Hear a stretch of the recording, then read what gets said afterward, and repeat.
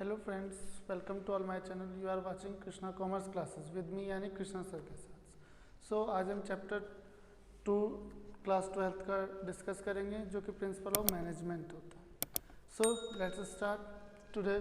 सबसे पहले बात करते हैं चैप्टर के नाम से, प्रिंसिपल ऑफ मैनेजमेंट. यानी principle is a broad guidelines to taking the decision and behaviour of the managers. So principle clear हुआ. यहाँ से प्रिंसिपल्स क्या होते हैं? प्रिंसिपल एक जनरल गाइडलाइंस होती है जो मैनेजर के बिहेवियर और उसके डिसीजन लेने को डिपेंड करते हैं. यहीं से बात करते हैं फीचर्स की.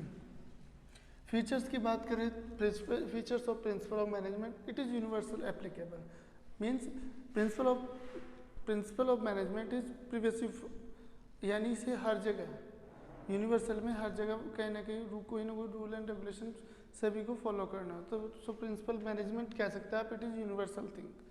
सेकंड थिंग, जनरल गाइडलाइंस, जो कि डेफिनेशन से भी क्लियर है कि इसमें रूल एंड रेगुलेशन बताए जाते हैं प्रिंसिपल्स में. थर्ड वन होता है एवोल्यूशनरी प्रैक्टिस एंड एक्सपेरिमेंट. ये डीप प्रैक्टिस आपके एक्सपीरियंस बेस से जनरेट होता है. जब कोई मैनेजर काफ़ी टाइम तक एक पर्टिकुलर पोस्ट पे बना हुआ है, वो अपने एक्सपीरियंस के अकॉर्डिंग कुछ नई गाइडलाइंस बनाता है, तो वो हमारा डीप गाइडलाइंस वो इवोल्यूशनरी प्रैक्टिस एंड एक्सपेरिमेंट होता है. इनफ्लेक्सिबल. थर्ड होता है आपका फ्लेक्सिबल, यानी हम अपने एक्सपीरियंस बेस पे भी चेंज कर सकते हैं रूल एंड रेगुलेशन में. एंड नेक्स्ट होता है बिहेवियर इन नेचर. यानी मैंने ये बताया आपको कि किस चीज़ पे डिपेंड करता है, एम्प्लॉय और मैनेजर के बिहेवियर पे, कि वो एक दूसरे से किस तरह का बिहेवियर करते हैं, मैनेजर का एटीट्यूड कैसा है. तो हमें दोनों के बीच में जो बिहेवियर है, मैनेजर को भी और एम्प्लॉय को भी, अपना मैनेजर एक दूसरे के प्रति सही रखना चाहिए. नेक्स्ट होता है आपका based on cause and effect, कि एक पर्टिकुलर सिचुएशन पे डिपेंड करते हैं प्रिंसिपल्स, कि एक पर्टिकुलर सिचुएशन पे आपने कौन सा स्टेप लिया. जो भी स्टेप आपने लिया है वो स्टेप ही आपका प्रिंसिपल होगा और उसका एक पर्टिकुलर इफेक्ट होगा. भाई कोई प्रिंसिपल फॉलो करने का मतलब ये नहीं है कि हम सक्सेस हो गए, प्रॉब्लम से निकल गए. प्रॉब्लम में भी टिपिकल हो तो नहीं भी हो सकता है. तो डिपेंड करता है कि कॉज एंड इफेक्ट पे, कि हम किस सिचुएशन में क्या डिसीजन ले रहे हैं. एंड कंटीजेंट लास्ट आता है हमारा contingent.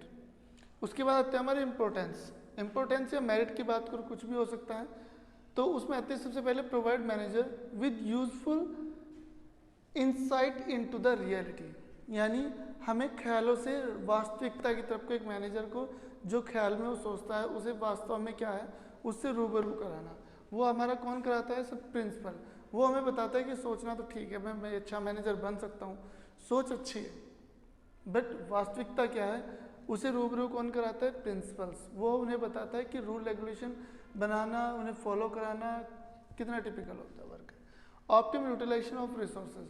Optimum utilisation of resources से यहाँ पे मतलब होता है हमारा कि जो हमारे पास रिसोर्सेज हैं, लाइक लेबर, लैंड, आपके इकोनॉमिक्स, कुछ भी हो सकता है, जो भी रिसोर्स हैं, तो उनका ज़्यादा से ज़्यादा बेस्ट वे में इफेक्टिव एंड एफिशिएंसी मैनर में यूज़ करना. नेक्स्ट होता है आपका, इन्होंने कहा कि डिसीजन जो है हमारा साइंटिफिक होना चाहिए. साइंटिफिक यानी कॉज एंड इफेक्ट पे डिपेंड होना चाहिए. Meeting changing environment. Meeting changing environment से मतलब यहाँ पे है कि इन केस ऑफ किसी भी तरह का बिजनेस इन्वायरमेंट है, किसी इन्वायरमेंट में चेंज हो जाता है तो उसे अडॉप्ट करना. इफेक्टिवली एडमिनिस्ट्रेटिव हमारा बेस्ट वे में एडमिनिस्ट्रेशन चलाना. और आपका fulfil social responsibility. Fulfil social responsibility से मतलब यहाँ पे है कि अगर मेरा कोई एम्प्लॉय अच्छा वर्क कर रहा है तो उसे मैं एक फेयर अच्छी सैलरी दूँ. उसके साथ में ये ना हो, मुझे ये भी ध्यान रखना है कि गवर्नमेंट का मिनिमम वेजेस सिस्टम क्या है, उससे नीचे मैं उन्हें सैलरी ना दूँ. तो ये एक सोशल रेस्पॉन्सिबिलिटी हो सकती है. Management training and research and education, कि मैनेजमेंट के बारे में रिसर्च करना, ट्रेनिंग करना और एजुकेट होना, ये सब इसी से हम क्या करते हैं, प्रिंसिपल को जनरेट करते हैं. यहीं पे आते हैं, बात करते हैं यहाँ पे कुछ प्रिंसिपल्स दिए हैं principal of management of Henry Fayol. तो सबसे पहले हेनरी फ्योल के बारे में बात करते हैं. हेनरी फ्योल की अगर हम बात करें, हेनरी फ्योल फ्रांस में पैदा हुए आपका 1841 में, और 1886 में इनको माइनिंग इंजीनियर बना दिया गया. वो भी उस कंपनी में इंजीनियर बनाया जो कंपनी पहले से इंसॉल्वेंट होने की कगार पे थी. 1888 में इनको मैनेजर बनाया गया. उस टाइम कंपनी की स्थिति ये थी कि कंपनी बिल्कुल इंसॉल्वेंट, यानी वो बिल्कुल डाउनवर्ड थी, यानी कभी भी बंद होने के कगार पे जा सकती थी। उस कंडीशन में इन्होंने क्या किया, अपने कुछ प्रिंसिपल्स फॉलो किए और अपनी डीप ऑब्जर्वेशन से उन्होंने उस कंपनी को नंबर 1 यानी टॉप कंपनी पे पहुंचा दिया। उन्होंने अपने कौन कौन से प्रिंसिपल दिए हैं, रूल रेगुलेशन हमारे 14 आते हैं, 14 प्रिंसिपल दिए हेनरी फ्योल ने। सबसे पहले होता है डिवीजन ऑफ वर्क। उन्होंने कहा कि अगर हम अपने वर्क को डिवाइड करते हैं सभी एम्प्लॉय में और उसे अच्छे छोटे छोटे वर्क में डिवाइड करके वर्क कराएं तो हम इफेक्टिवली और एफिशिएंसी मैनर में अपने गोल को अचीव कर सकते हैं। दूसरा अथॉरिटी एंड रेस्पॉन्सिबिलिटी। उन्होंने कहा कि अगर हम अपने सबॉर्डिनेट को रेस्पॉन्सिबिलिटी देते हैं तो एक मैनेजर का ये भी राइट है उसे डेलीगेट टू अथॉरिटी भी करे, मतलब ये कि जितनी रेस्पॉन्सिबिलिटी दी है उसके बराबर ही उसे अथॉरिटी दे।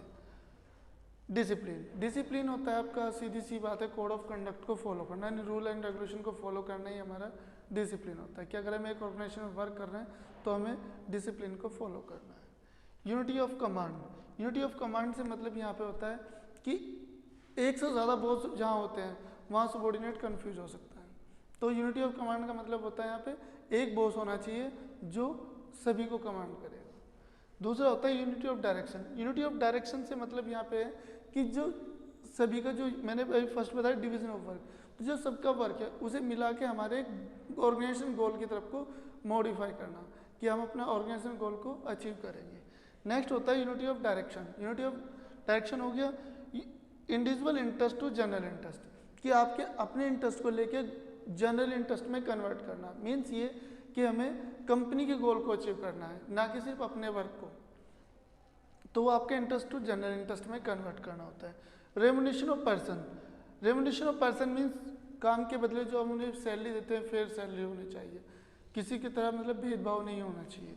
एंड नेक्स्ट होता है centralisation and decentralisation. Centralisation decentralisation, आपका सेंट्रलाइजेशन होता है लाइन वर्क, एक तरह से top to bottom order follow करना। डिसेंट्रलाइजेशन होता है मतलब ये कि आप अपने लेवल पे अपनी पोस्ट के अकॉर्डिंग डिसीजन खुद ले सकते हैं, ठीक है। जहाँ पे सेंट्रलाइज होता है वहाँ पे डिसीजन टॉप लेवल लेता है, और जहाँ डिसेंट्रलाइजेशन होता है वहाँ पे जो भी जिस लेवल पे है उसी लेवल पे डिसीजन ले सकता है अपने वर्क के प्रति। उसके बाद आता है principle of scalar chain. Principle of scalar chain होता है, मैंने भी बताया कि टॉप टू बॉटम, वहाँ से ऑर्डर क्या चलता है टॉप टू बॉटम। आपको अगर कोई फॉलो करना है, आपको कोई कम्युनिकेट करना है टॉप लेवल से, तो आप अपने सुपीरियर से कहेंगे, सुपीरियर अपने सुपीरियर को कहेगा, यानी एक लाइन की तरह फॉलो करना होता है। फिर वहीं पे इसी में एक आता है गैंग प्लैंक। गैंग प्लैंक क्या होता है, इन्होंने कहा कि एक लेवल पे एक एम्प्लॉय कभी भी दूसरे एम्प्लॉय से बात कर सकता है, वो आ जाता है हमारा गैंग प्लैंक। उसके बाद आता है principle of order. Principle of order का मतलब यहाँ पे है कि सिर्फ ऑर्डर देना ही मैनेजर का काम नहीं होता, उन्हें अकाउंटेबल करना, उन्हें मोटिवेट करना, कोऑर्डिनेट करना सबको, वो सारा वर्क किसका होता है मैनेजर का, तो वो आता है principle of order. And next आता है हमारा principle of equity. Principle of equity का मतलब ये कि अगर मेरे पास में 4 एम्प्लॉय वर्क कर रहे हैं, एक लेवल पे वर्क कर रहे हैं, तो मेरे लिए चारों के चारों इक्वल होने चाहिए। ऐसा नहीं है मैं पार्शलिटी करूँ, एक को ज़्यादा काम बताऊँ दूसरे को कम, तो ऐसा नहीं होना चाहिए। एंड नेक्स्ट में होता है stability of tenure of personal. Means एक पर्टिकुलर टाइम के बाद में टर्मिनेशन नहीं होना चाहिए, मतलब जॉब से नहीं निकालना चाहिए। अब नए पर्सन आएगा, नया एम्प्लॉय आएगा, तो वो क्या करेगा, दोबारा से फिर उसे काम को समझाना, तो टाइम लगता है। तो एक पर्टिकुलर टाइम पे टर्मिनेशन नहीं होना चाहिए, जो काम कर रहा है उसे काम उसी तरह से करते रहना चाहिए, यानी कंटिन्यू आप जॉब से नहीं निकाल सकते अपने एम्प्लॉय को। एंड नेक्स्ट में आता है initiative. Initiative and esprit de corps. Esprit de corps से यहाँ मतलब है कि हमें अपने जो स्पिरिट की तरह वर्क करना है, ग्रुप स्पिरिट की तरह वर्क करना है। किसी एक इंडिविजुअल को अगर आप बहुत अच्छा काम कर रहे हो तो सिर्फ एक की तारीफ नहीं करनी, पूरी टीम की तारीफ करनी, जिससे पूरी टीम क्या होगी, अच्छी मोटिवेट होगी, वो अच्छा और अच्छा वर्क करेगी। सो नाउ डिस्कस, अब हम डिस्कस करेंगे principles of management, scientific principles.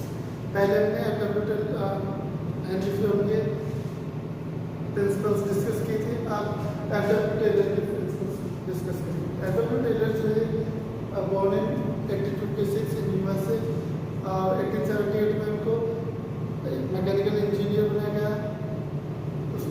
Whitman steels में। उसके बाद उन्होंने अपने एक्सपेंस बेस्ड कुछ प्रिंसिपल्स। तो सबसे पहले बात करते हैं उन्होंने 4 प्रिंसिपल दिए हैं। सबसे पहला प्रिंसिपल है science not rule of thumb, कि जो भी जॉब परफॉर्म हो ऑर्गेनाइजेशन में वो साइंटिफिक होनी चाहिए, साइंटिफिक वे में, ना कि आपके एक्सपीरियंस बेस पे। क्योंकि उन्होंने कहा था कि जो साइंस इफेक्ट है कॉज एंड इफेक्ट होना चाहिए आपकी जॉब परफॉर्मेंस। तो science not rule of thumb. दूसरा हार्मनी नॉट डिस्कस, मीन्स कि आपको हार्मनी मेंटेन करने की होता है, आपसे भाईचारा की कोई जरूरत नहीं है। जब सबऑर्डिनेट एंड सुपीरियर का जो रिलेशन है बिहेवियर के अकॉर्डिंग ऑटोमेटिकली वो हार्मनी के फॉर्म में क्रिएट हो जाता है। एंड थर्ड वन था आपका cooperation not individualisation. Cooperation not individualisation means किसी एक वर्कर से कोऑपरेट नहीं कर रहे, आप पूरी टीम वर्क से कोऑपरेट कर रहे हो, तो आपको वहाँ पे कोऑपरेशन पूरी टीम के लिए करना है। Development of worker of greatest efficiency, यानी एक किसी एम्प्लॉय को उसकी क्वालिफिकेशन के अकॉर्डिंग जॉब देना, जितने उसकी एफर्ट्स है ताकि वो बेस्ट वे में बेस्ट एफिशिएंसी से उस वर्क को कंप्लीट कर सके। उसके बाद साइंटिफिक टेक्निक्स आती हैं जो डब्ल्यू टेलर ने दी थी, 4 प्रिंसिपल दिए थे और इन्होंने कुछ टेक्निक्स दी थी। उसमें सबसे पहली आती है आपकी फंडामेंटल फॉर्मेनशिप। फंडामेंटल फॉर्मेनशिप पे हमारे इन्होंने फंडामेंटल फॉर्मेनशिप को 2 पार्ट में डिवाइड किया है। एक एक्सपर्ट से प्लानिंग के लिए, दूसरे एक्सपर्ट से आपके ऑपरेशनल पार्ट के लिए। तो सबसे पहले बात करते हैं फंडामेंटल फॉर्मेनशिप में आपका प्लानिंग एक्सपर्ट्स कौन कौन से। सबसे पहले होता है रूट क्लर्क। रूट क्लर्क की रिस्पॉन्सिबिलिटी होती है उसे मैकेनिकल से रिलेटेड कोई भी टूल्स प्रोवाइड कराने का मतलब जो होता है मैकेनिकल का। दूसरा इंस्ट्रक्शन कार्ड क्लर्क, ये जनरल इंस्ट्रक्शन जो उन्हें प्रोवाइड कराते हैं वो जनरल इंस्ट्रक्शन कार्ड क्लर्क का होता है। थर्ड टाइम एंड कॉस्ट, इसमें वे क्या है स्टैंडर्ड फिक्स करते हैं, एक टारगेट फिक्स करते हैं अपने एम्प्लॉय के लिए कि आपको इतना काम इतने टाइम में करना है। एंड लास्ट होता है डिसिप्लिन। डिसिप्लिन से मतलब यहाँ पे एक तरह से कोड ऑफ कंडक्ट को फॉलो करना, यानी रूल एंड रेगुलेशन को फॉलो करना। ऑपरेशनल एक्सपर्ट्स की बात करें तो सबसे पहले आते हैं आपकी गैंग बॉस। गैंग बॉस क्या है? गैंग बॉस ये कंफर्म करते हैं कि जो मैकेनिकल टूल्स हैं वो लगभग वे सही वर्क कर रहे हैं। दूसरा आता है स्पीड बॉस। स्पीड बॉस क्या करता है?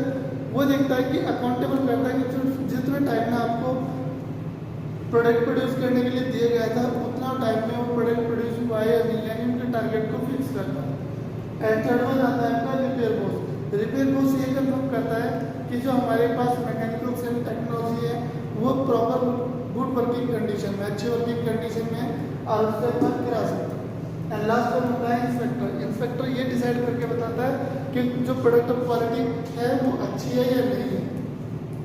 उसके बाद सेकंड टेक्निक्स आती है स्टैंडर्डाइजेशन सिंप्लीफिकेशन ऑफ वर्क, कि हमें जो ऑर्गेनाइजेशनल वर्क करना चाहिए वो सिंप्लीफाई होना चाहिए एक सिंपल तरीके से, पर उसके एक स्टैंडर्ड हो। सिंपल का मतलब ये भी नहीं कि आप उसमें क्वालिटी स्टैंडर्ड को मेंटेन ना करें, तो स्टैंडर्डाइजेशन सिंप्लीफिकेशन।